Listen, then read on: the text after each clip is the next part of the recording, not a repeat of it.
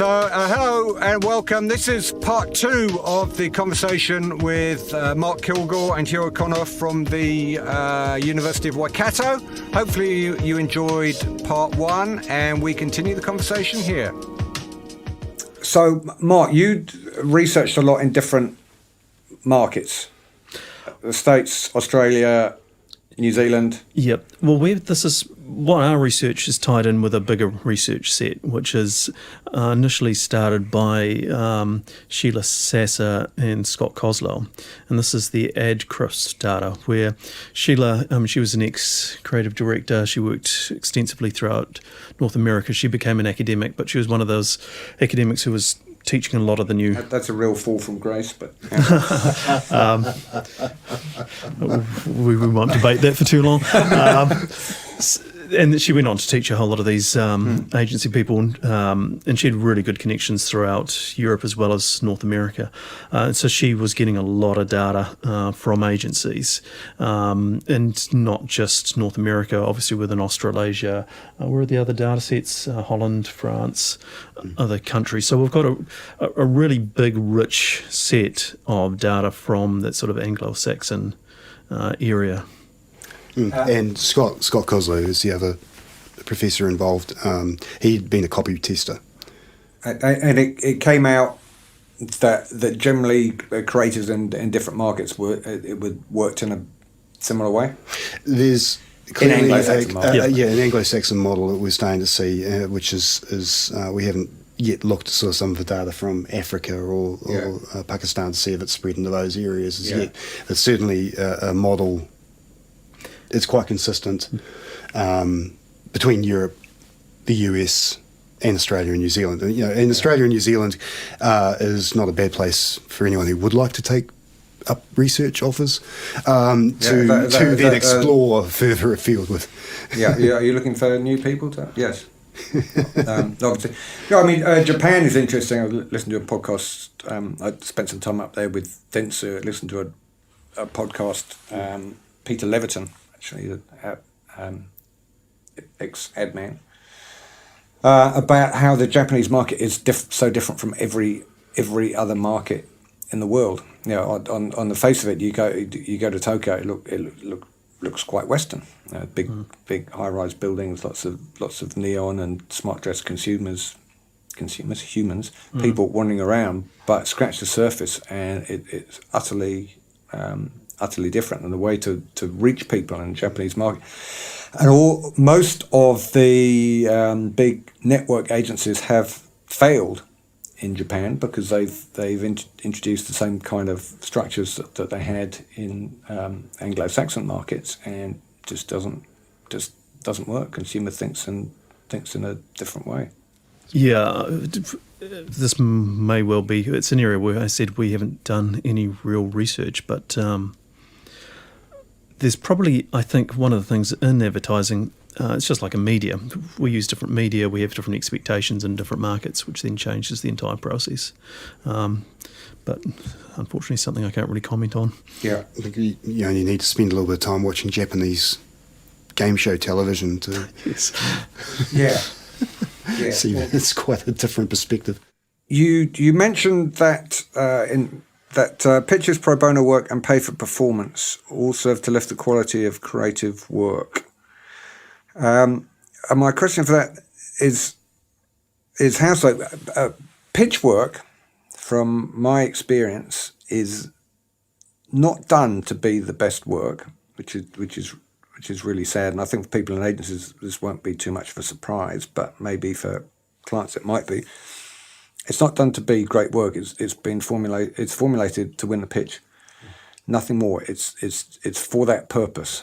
Do you spend a lot of time with the client in getting those briefs? You should do. Yes. You should do, but often you don't. Pitch process is a very dark area.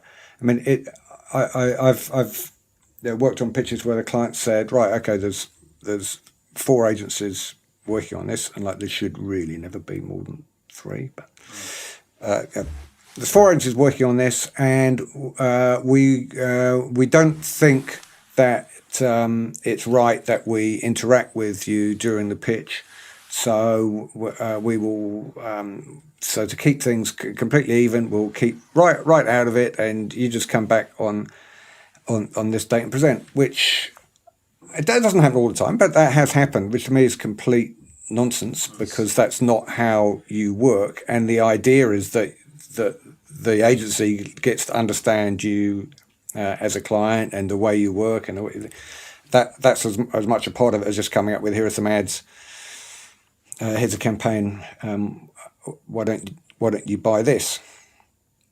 And yeah, as I say, the work that you do, the campaign that you create, is one that the senior leadership team at the agency, through their knowledge, think that when presented, the client will go, oh yes, we like that, rather than, oh yeah, that will do the agency believes will do a fantastic job to sell the products. And that's sad. Best pitches versus worst pitches, it often comes down to sort of the level of consciousness of the client in what they need from an advertising agency as well. You know, if you step in and the client needs to legitimise any of your decisions to higher ups, so they have somebody to externalise and blame if they need to for that expenditure going wrong when it fails, then you're putting all of this agency pressures transferring from the client to the agency. You're left in the dark and you're trying to produce something to sell into that client, as opposed to produce advertising that goes out to a consumer to hit the target. Because you can feel that tension coming through. When the two get closer together, they can start to work through and lift it and relax the tensions. Yes. And obviously the same in the pitch work as anywhere else. So when clients start to resort through to these more extrinsic motivational factors and put pressure on the agency, then they're starting to cloud the judgment of the agency in that way. You can still get very good work by paying for the performance of the ads out of it. It's just that closer collaborative work where ideas can be explored and, okay, that doesn't work, we'll park that one, we'll test these ones, or that might not suit the situation. That just works better.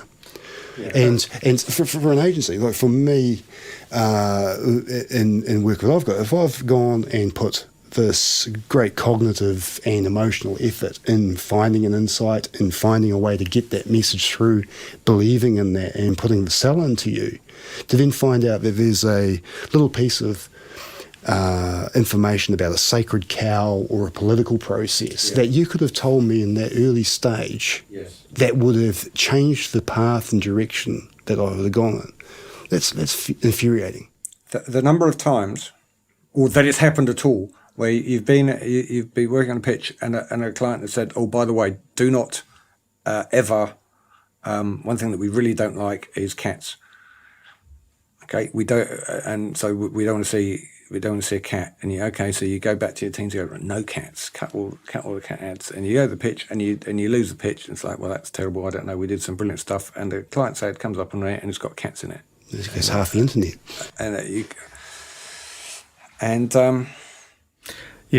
Well, the situation you described sounded like the worst of all worlds. I mean, the client doesn't tell you what they want. The people within the agency, the higher-ups, are making assumptions about what they want without actually knowing, and the creatives then left wondering if the client is actually going to take the highly creative stuff to start with. Your blinkers are gone. You've now got a much bigger problem than you originally had, which was to create a communication to a particular group of people. You've got, I've got to manage that person, this person, this person. That's a lot. Well, it turns into a Rubik's cube. Yes. It can. There are so many with the create. It's got to be this. Got to be this. Got to be that. Got to be that. Got to be that. And you can't actually do it, and you just end up with a. Well, it's no longer coherent. And what I try to do with the teaching that we do at the university as well is, ideally through the marketing program, I'm looking to make better clients. Because creatives, in my view, are going to just emerge on their own. They're quite functionally independent in terms of the way their brains are narrow. They like to focus on work that they do. So if we can get better clients who can then interact with these more unusual people, then we are going to produce better products, better understanding of consumers, of markets as a whole, because we can work together. So a creative person is really quite complex, whether it's from some sort of deficiency they had quite early in life, where they've had to come up with all of these complex rules that they use in different situations. And you're asking them to then bring together multiple personalities and try and gel that together when they just don't sit together. And greys aren't good with personalities because most of them are highly introvert and want to keep to themselves. But I guess the skill set for a creative is really well defined. In that you need to make these cognitive leaps and put them together. So that's right. This is what they do. The difficulty for a client, so poor clients, is that they have to interpret them. But that is probably 1/10 of their job. They've got 90% of it is spent on other things, and they are chosen for their aptitude and promoted for their great ability as a client for a whole bunch of things, of which judging and buying creative is only actually a small proportion of their job, which makes it really, really hard for them to be expert at that when they have so many other things to do. Yeah, but they seem to assume expertise as well. You're a senior client, so therefore you... Yep. Yeah. I mean, I look at it again, if I go back to the similar process we have in academia. If I submit an article, I know that's going to go to a group of 3 reviewers who are experts in the field, and who will evaluate this. But I know they're going to have to find something wrong with it. Yeah. They've got to have, so you need to throw some straw men in there. Yeah. And I get into trouble when I say this to co-authors, and I'll probably get into trouble when this goes out, because they've got to find something wrong with it. Mark Kilgour, University Indeed, of Waikato. exactly. And it's the really good ones, this is where the creative director is so powerful, the really good ones don't need to find it. Yeah. It's those mediocre ones. That's me. I'm brilliant at finding things wrong with things. I can't help it. But I have to test ideas to destruction. Yeah, and you end up with nothing. Yeah, but the good ones will see the idea for that unique connection that it is. The bad ones will look at the tests. They'll look at the detail around the methodology. They'll the phone number's only up for 2 seconds. Exactly. I reject the campaign. Yeah.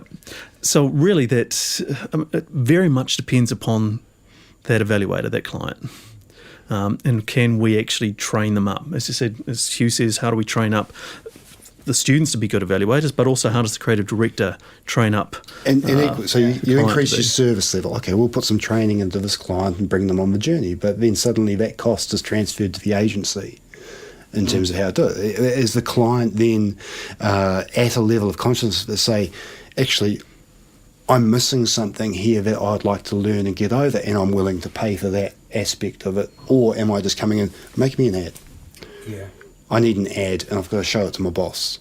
They're quite different. And it's interesting that the bigger clients, the P's and G's, the Colgates, the McDonald's, will have internal learning on buying creative. The smaller ones won't, generally, and yet sometimes it's the smaller ones because that training itself puts strictures in. It must be X, Y, Z, and they get their own Rubik's Cube of being able to judge it, whereas a smaller client with a degree of instinctiveness about them will go, yeah, I like that, let's do that.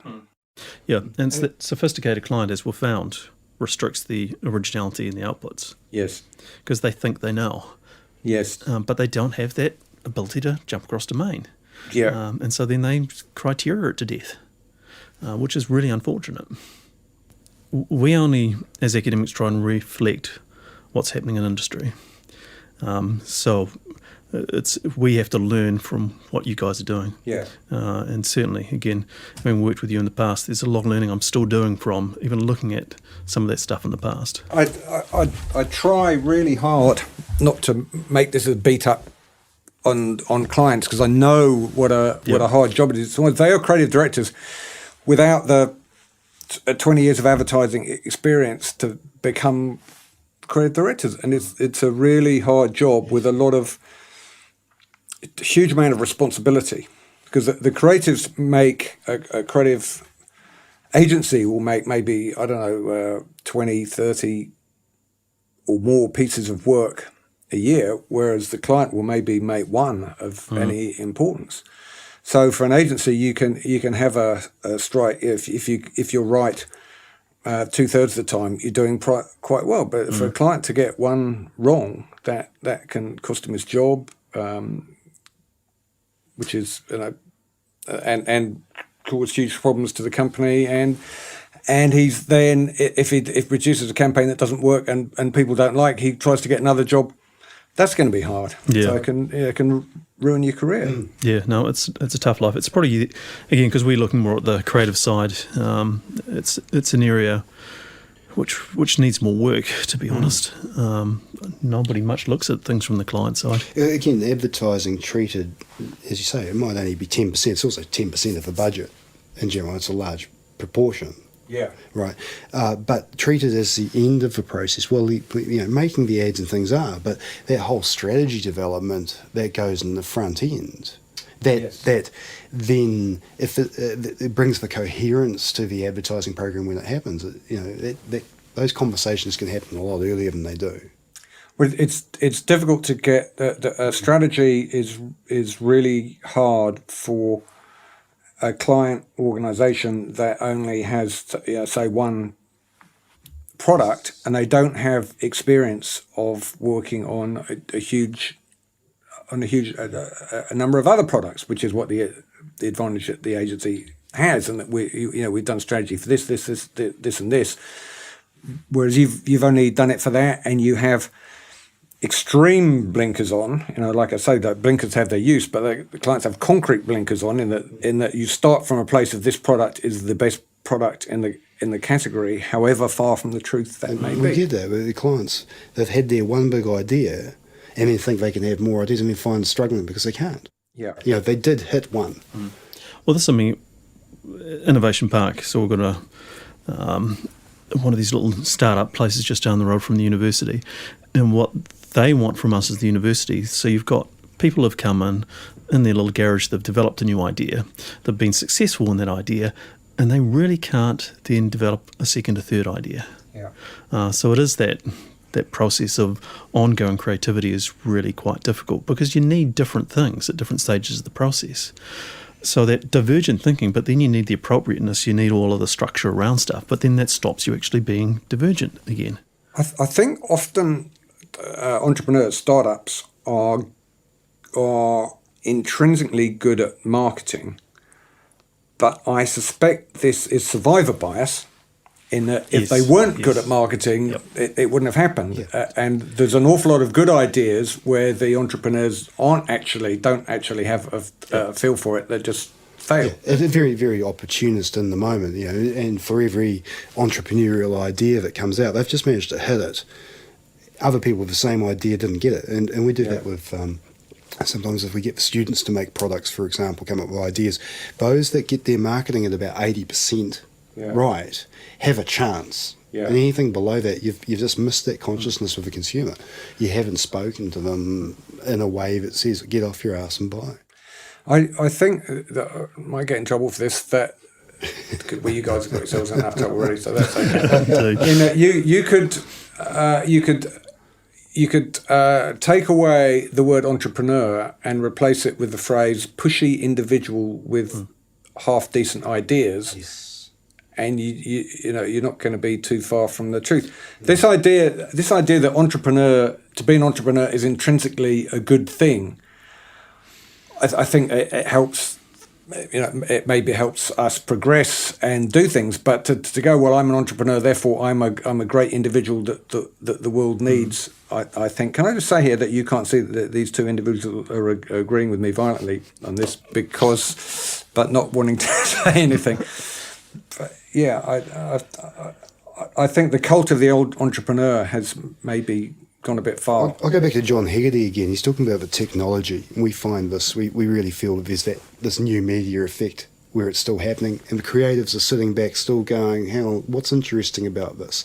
Again, the technologists and the entrepreneurs, if you want, are the ones who are out there getting stuff out. Whether it is useful for consumers at the moment is still being tried, and the failures are being shaken out of that. And eventually we'll come back to another sort of recessionary point, if you want, where there's no new information being brought into that mix, and that's where the creatives will step in and start doing interesting things with it. They're still just soaking in the information and working out how it can be used. How we can use that. The QR code has been around for, I don't know, 10 years, and it still hasn't taken off. You keep seeing little flare-ups of where it might happen, and it got brought out as COVID again, but there's a consumer reluctance, I think, to use it. Although I do understand in other markets, it's maybe in Asia, I think they use it with more success. Well, a lot of these things in technology, I think the limit with all of this is the cognitive capacity of the consumer. Yeah. It's like with apps these days. I got sent another app from another company and it says, oh, it's really easy for you to use. And I said, look, I don't want to put another app on my phone. Right. I'm sick of it. I deal with small companies all the time who says, oh, we need a social media presence. And I go, do you? Yeah. How much time have you got to do it right? Because one of the other things we found in our research is the artistry is important. Yep. Unless it's well presented, unless it flows, unless it's coherent. In terms of social media in particular? Well, particularly Instagram, of course. And there it needs to be very highly executed. It has to be pretty. But also you've got to build brand credibility, which takes time. And unless it is at a certain level, you don't get any credibility. Once you've got credibility, you can use that collateral. You can use that brand equity. So once you've already made it, and we see a lot of brands unfortunately exploiting their brand equity and sales promotions out the wazoo online, and we're just using another app to actually just tell an existing consumer to stay on with us through deals and things. Hard for somebody else to break into that market because the investment up front is huge, and for these small companies they just don't have the capacity to do it and do it well. And unless it looks credible, they're out of the game. No, I mean, like apps, we're talking about iPhones before. Everyone's got 100 or so apps, of which they probably use 7. Yeah. Say, and there are 1 million out there, and that are not used for anything. I find that also with the entrepreneurial thing, the lean startup idea is market validation. They often don't search deep enough to see that, hang on, there is an app being developed. We're actually 3 years behind on what they're doing. Yeah. They've already had a whole lot of learnings and failings. And either we can learn quickly from that and overstep them, or we're 3 years behind. Yeah. Yeah, I've come across a number of clients who, over the years, who kind of come into the agency and go, oh, we've got this incredible new product and you go, oh, but isn't that the same as that product? Yep. They're like, yeah, but ours is better. And you go, well, how? Well, because it is, and it isn't, and a whole lot of time, money is wasted on trying to find. Yes, the agency's being asked to differentiate a product that isn't differentiated. Yes, and that is a very hard ask. Well, then we're getting into Byron Sharp and differentiation against distinctiveness, where he talks about distinctiveness being more important, because differentiation on a minor level, which is what most differentiation is, you look at most cars. Most cars do 95% of the thing. So a skateboard does the same. Yeah, they all look pretty much the same, and to differentiate them, they're mainly differentiated by the advertising and what's been put into consumers' head over the years of what they think about that particular. Well, I always say to students these days, look, if you look at the 4 Ps of marketing, it's not in product or price you tend to differentiate these days. It's in the promotion, it's in the distribution. You need that consumer cut through, and you also need all those convenient aspects of the distribution. Those are the key areas where you're going to get a competitive advantage. I'm finding that particularly now, as someone who lives in a rural area, a distribution, you just can't can't find it, can't buy it. Okay, maybe a minority, but in New Zealand, that's an awful lot of people who live. Well, we do a wee bit of research in the sort of omni-channel space and the retail. And we look at these large Japanese companies, and they have problems doing omni-channel well. In New Zealand, where we've got such a dispersed market, that last mile cost is just phenomenal. Yes. Yeah. And everybody says, "Oh, well, we should be doing these things. Look at what other companies do." You think, well, just no. I mean, it seems to make sense. So I live like half an hour out of Warkworth. Warkworth is a major town, and so if I'm getting anything delivered, it's a half-hour trip with no other places to go to get to me, and it would probably make far more sense to have a centre in Warkworth to which I went to go and pick up whatever it was, and I'm quite happy to do that, but maybe that will emerge. Well, as long as there's enough of you there to do it, then yes. Yeah, well, there are tens of thousands of people all spread out around the area but they're all down driveways and difficult to get to. And I think most of those people would be quite happy to go into a centre once every couple of weeks to pick up whatever needed to be picked up. Well, this is where I think the new technology, the drones and other things, might actually start to change some of these things in the future. We're way off there now, but a lot of these companies are trying to move into that last mile. I'm very sceptical about drones. Yeah. The idea of thousands of drones and tens of thousands of young boys with air rifles is...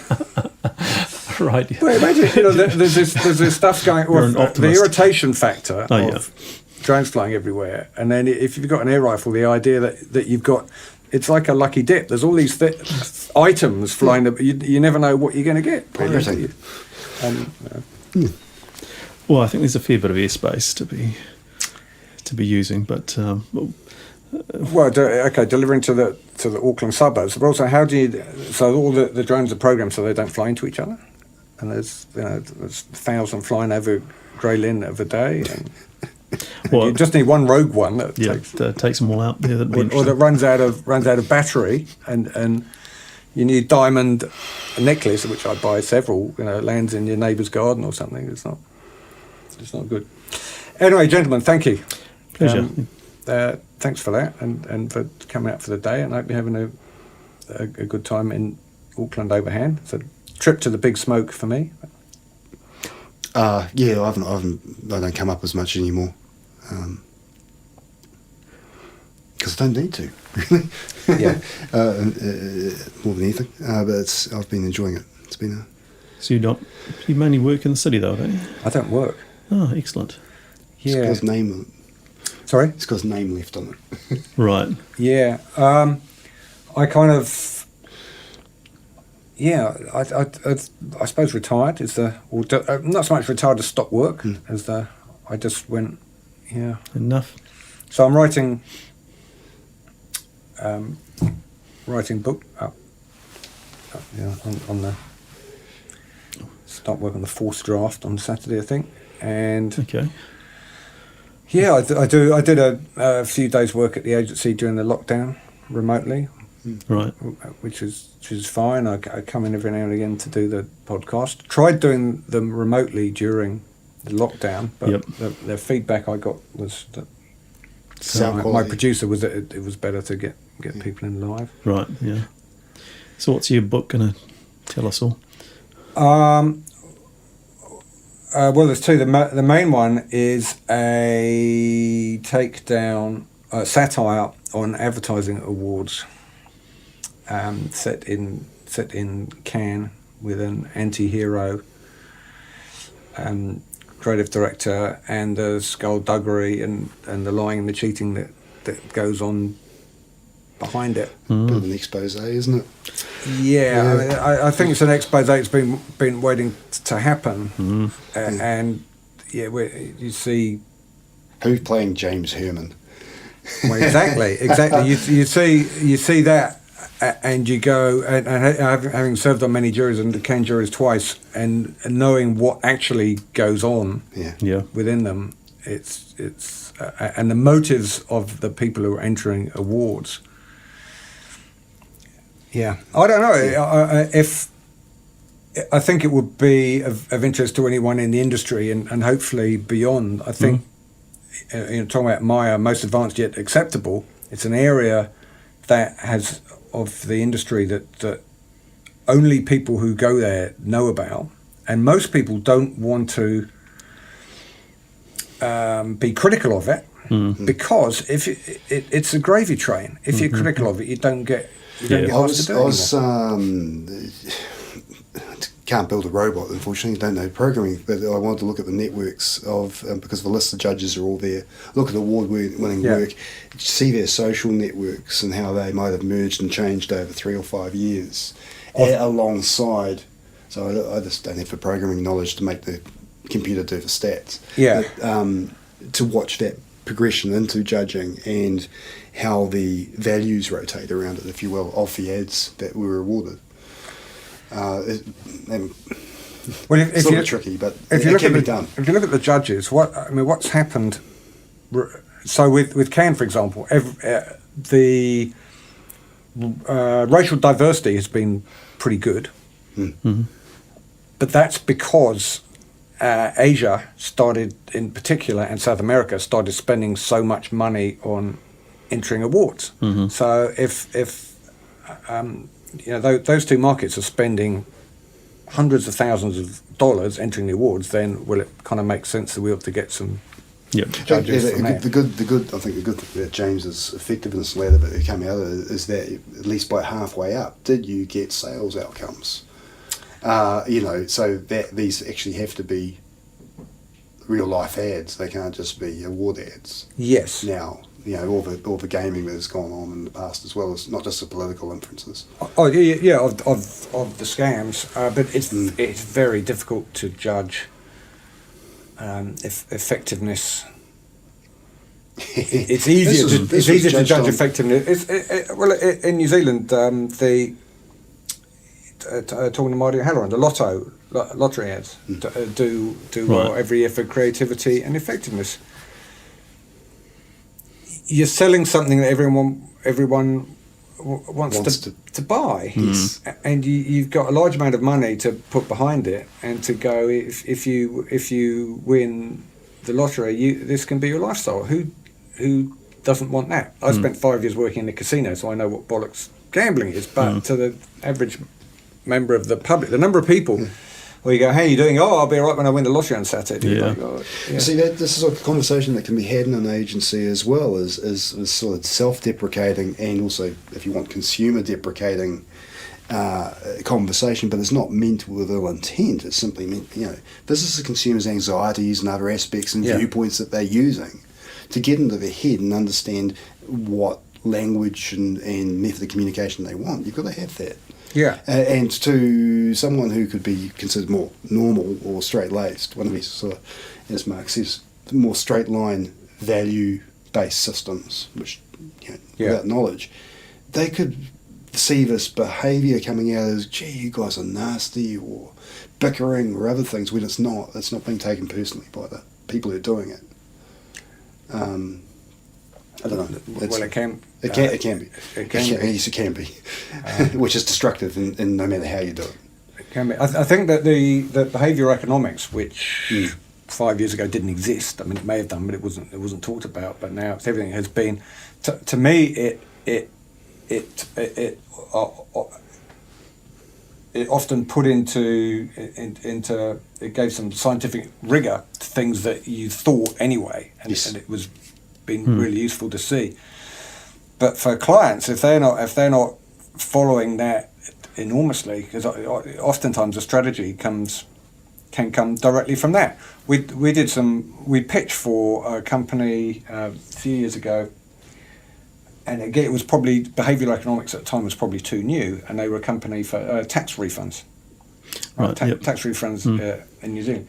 And so our pitch was based on the fact that people are more afraid of losing money than they are excited at the thought of winning it. Classic prospect theory. So it's like insurance. So insurance is like the anti-lottery, and everybody in New Zealand has insurance. A lot of people go into the lottery, but they're more worried about losing than they're about winning. So the tax refunds, the campaign was based about, if you don't do it, you have this money, you're losing it. It's not that the money will disappear forever.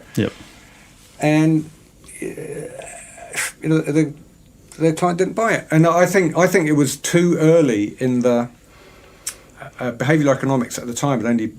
The Kahneman's book had probably only come out like 6 months earlier, and the client was probably going, what's this mumbo jumbo that you're talking about? But because that just seemed such a obvious, obvious scientifically backed route strategy to go down, and they went, we just want to do it. Isn't it fun when you win a subtle nudge. Preconceived ideas, though, you never get around them, are you? The what? Sorry, the preconceived ideas. Yes. Yeah. I mean, this is half your job, I can imagine, as a creative director, just figuring out what the client actually wants. Instead of what the consumer wants. Yeah. I had one question for you. Yeah. One of the things back in the early days of my research in regards to the creative dyad, and I wasn't asking this question, but I was seeing it, and I've seen it since then, whereas one of the true values, and this is a hypothesis, of a team is not so much in terms of you developing better and new ideas through the team, because you tend to come up with those ideas. Creative team. Yeah, creative team. Yeah. You tend to come up with ideas. You can expand upon those within the team. But one of the values which seemed to be coming through, but they weren't stating it directly, was you got to share the level of rejection. Yeah. So it wasn't my fault. The confederacy. You've got someone to support, to bounce ideas, but equally when it falls over, you can distribute. Did you come across? Is that we did it together? That the feeling you feel on the? Well, as a team, is that a useful thing? Yeah, but I mean, one of the things again, and it's advertising. It's again like academia. You've got to accept rejection because you're going to get rejected again and again and again. But having a team of two, because it was interesting, some of your team at DDB were individuals, and it seemed to me that they'd had so many successes they didn't care about the rejection anymore because they knew they were good. Whereas the junior creatives, it seemed to me that it was much more important they were with a team so that they could share that rejection element. The introversion because it's an absorptive. With taking in all that information, you've got to be more introverted because it's in rather than out, expressing whatever falls out in some ways that way around. Is someone who has faced rejection and opened their mind to try and cope with that. Well, I think it's maybe like a married couple, like a life couple, in that they're facing stuff together, and one of them loses a job or whatever, or the member of family, they have that strength to do it, and I think they can.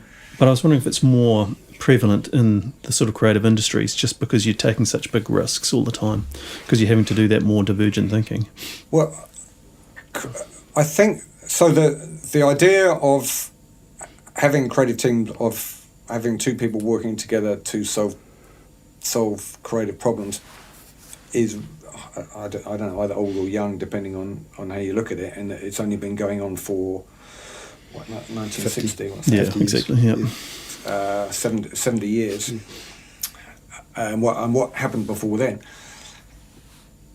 And I think it works, as you say, particular for young teens. That rejection is. I mean, that wasn't why it was originally done. It was because it was thought that you still bounce ideas, better ideas on it.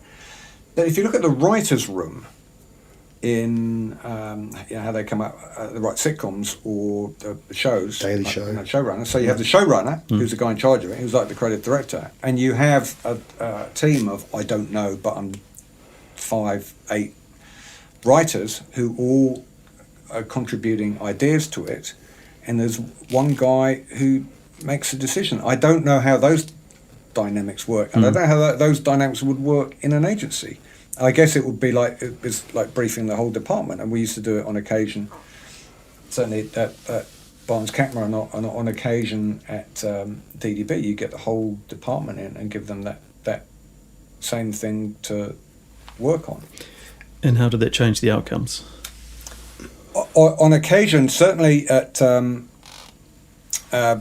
Campman Friends Dentsu, or BC Barnes Campman Friends as we were then, where we had a relatively small creative department of 6 or 7 people, and we had a problem, and from on occasion Friday night 4:00, okay, everyone in, let's have a beer.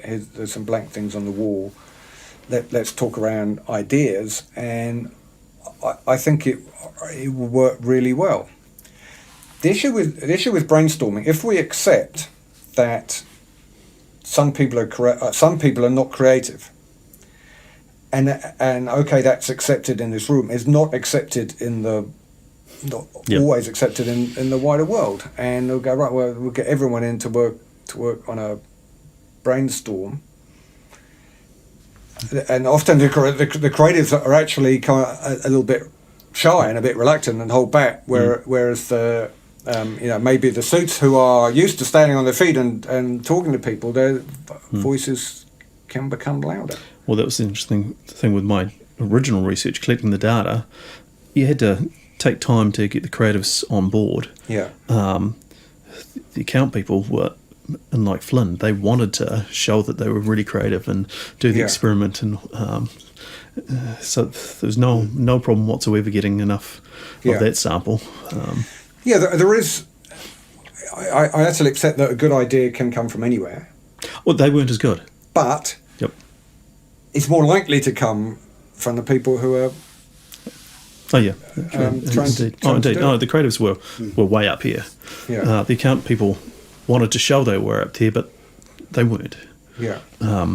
Again, I think both the combination of nature and nurture.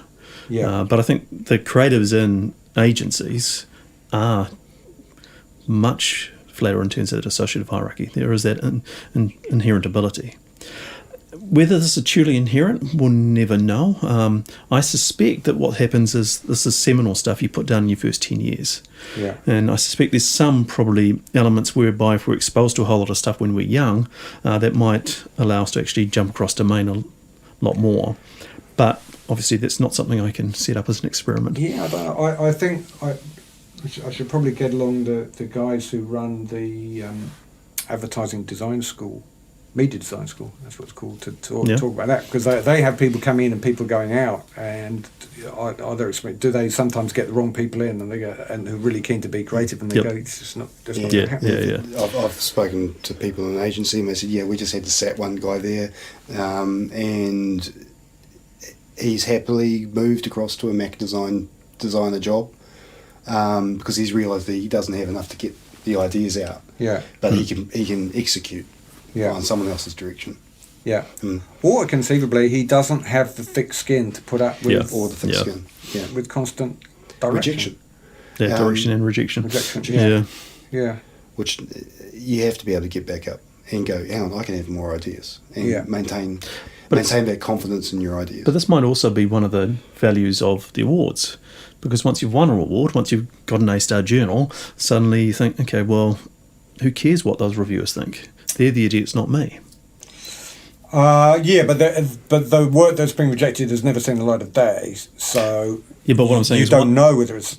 Yeah, but once you've got one, then your skin gets thicker. Yeah, we know the good stuff goes into the bottom drawer, and if there's an opportunity to recycle it will come out. Yeah. But if you never get that win. You don't develop the... What we've seen is, from a client perspective, if a client comes in and says, just give me your best work, don't ask for creative work. Ask for your best work, what you think will work best with us, in a really open way, I'm prepared to look at it and give it a fair and open judgment. Then you get the best work. Well, it should be, what is the... what is the solution that you think will be best for my product, which will sell it, which is not what the best solution that you think will win yourself an award, which may be more on strategy and less original than was expected. But it may be even more radical. I had Shane Bradnick on the other day for TBWA and asked him the question: if advertising awards didn't exist, what would you do differently? How would you do your job differently? And interestingly, he said that the work would get better The work will get better. Again, the goal, the terminal output is not to win an award.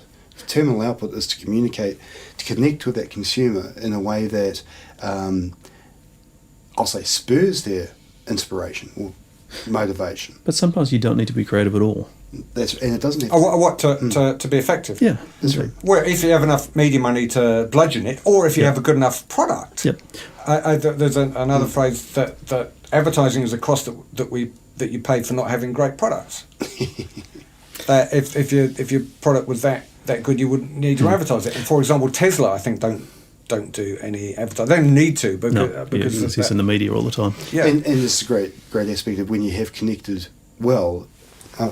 Again, like I try and teach the students, I say, you're thinking about a person, you get that persona, you give them a name, same as a brand, and around that person will be a bunch of people with quite similar values, and if they rate it, they will promote on your behalf.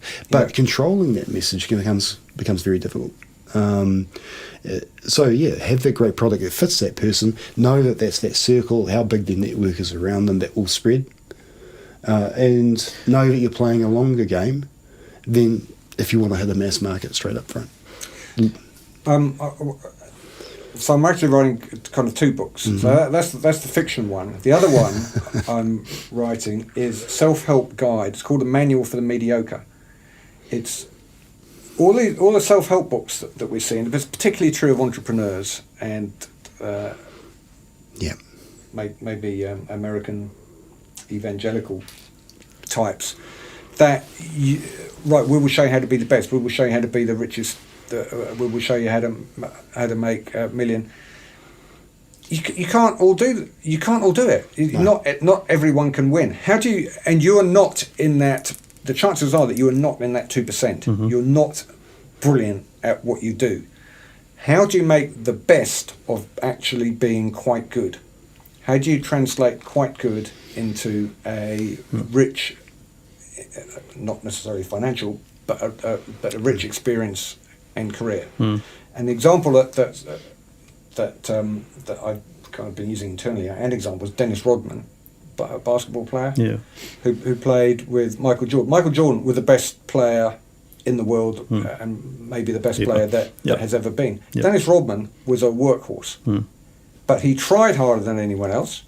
He dyed his hair pink, he wore wedding dresses, he covered himself in tattoos and piercings, and everybody knew him on court. Whenever he did anything, you could see it. And he is arguably one of the top 5 most famous basketball players ever to top 10 certainly basketball players ever to have played the game, and yet he's about the 1,000th best. How do you take the most of a good but not exceptional talent and market that into an incredible career? Talking to Marty O'Halloran yesterday, he was so he's just been made CEO of DDB globally. He's got 10,000 people under him, and he's going, I think it'd be great to get people up, to show them that yes, you have the ability and the opportunity to do what I've done. And I'm going, well, you haven't. You've got 10,000 people. You can't all be CEO of DDB. How can you do a good job within that? But it's all about the whole, I hate to say, Western society is about selling the impossible dream. Because how else do you keep people engaged in the treadmill? How many people are going to be an NBA basketball player, as you said? But every single kid has got to push that. You've got to push that dream to them. But that's a kid. That's a kid. You're 20. You're 22. You're out of university. You're going to. So then it becomes the lottery, doesn't it? In a world. No, so your book's about maturation. Are you ready to become mature and choose your slot? Will you realise, or you come to the, how do I make the best of what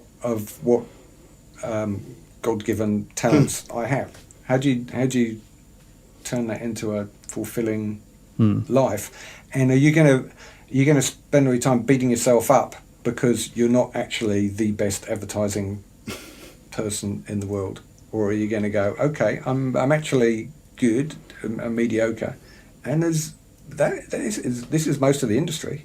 Oh yeah. And the ones who have accepted it internally, they don't necessarily admit it, and have gone, okay, maybe but the ones who think that they are the best and are getting struck with disappointment after disappointment because they're not actually that good, it doesn't make for a happy and fulfilling life. They're not evaluating themselves carefully against. No. No, they're not. The people. Oh, I've done this work. It's the best thing you've ever seen. You go, oh yeah, and then you. Because that's it. If you're not getting it there, you get feedback's coming in. Then you have two options. You either invest in that weakness and being better at it, which will take you on that journey to that you want to go, or alternatively, you say, okay, that's no good. What am I stronger in, and work to those strengths. Yeah, what role can I fulfil within an agency? And see, I think creatives, even with that disappointment, they look at that weakness, and they go, "That's curious. What can I do with it?" Unless they've been really beaten down. Yeah. Well, at the same time, it was interesting speaking with a lot of creatives in that agency environment. Again, they said we have to be salespeople. We're having real problems getting our ideas out there. Again, that line coming through again, my best work is in my bottom drawer.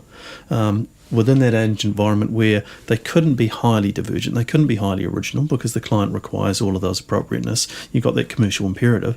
So what did they do? They did other things on the side. Yes. They did art or wrote or music or other things where they could do that. Well, they could do what they want, Yep. but again, it comes down to the mayor, most appropriate, most acceptable, appropriate, advanced, most advanced. Yeah. Yep. That stuff that's in the bottom drawer might be complete scammy nonsense. It might be something that would raise a laugh, but is utterly inappropriate for a client. But I agree. The number of I've talked to a number of people on the podcast who have gone outside.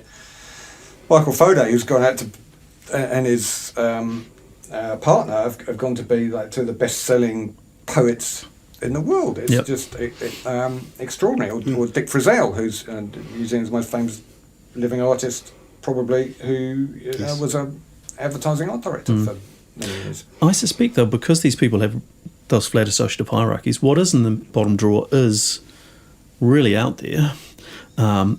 They probably, if they're experienced creatives, have made a connection, which would make sense. Again, they just can't make anybody else see it. Yeah. So it's probably not the naff rubbish stuff. Gentlemen, we'll maybe draw this discussion to a close. Thank you very much for coming in and talking about your work and having a completely kind of different vibe to the podcast of academia. And to the listeners, I hope that I didn't show myself up too much because I haven't set foot in a university for 40 years or something. But gentlemen, thank you. You've been listening to Truth and Soul, the New Zealand Advertising Podcast. Okay, so thank you very much to the usual suspects for putting this together. Jonathan, Vanessa, Cole, Shane and the rest of the crew from Franklin Road. Drop me a line at paul@truthandsoul.co.nz if you have helpful comments, unbounded praise or fishing tips. Now, we have a few people who are keen to come on and hopefully we can arrange that before too long. Organisation has never been my strong point, as many will attest, and we had a few issues with COVID-19, obviously.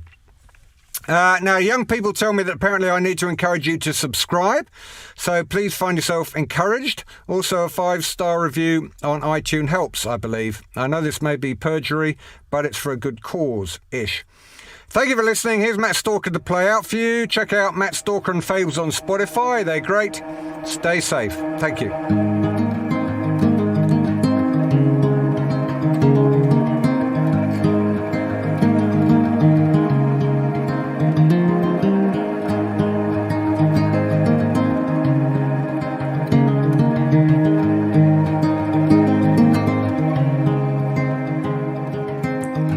On the farewell drive,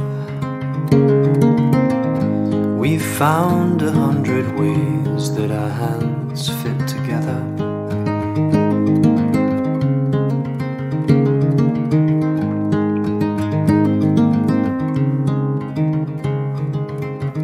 Centrifugal force pulls us apart. we spin.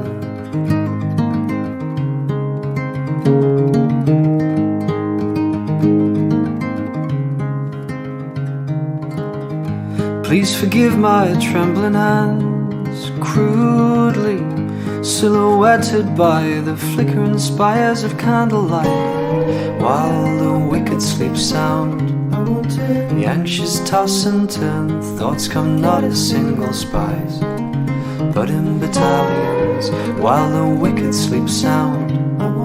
The anxious toss and turn.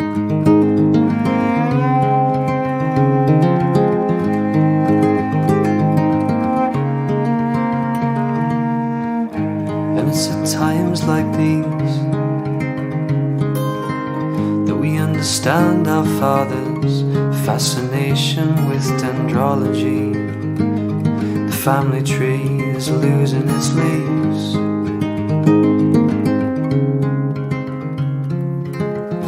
Please forgive my trembling hands, crudely silhouetted by the flickering spires of candlelight, while the wicked sleep sound.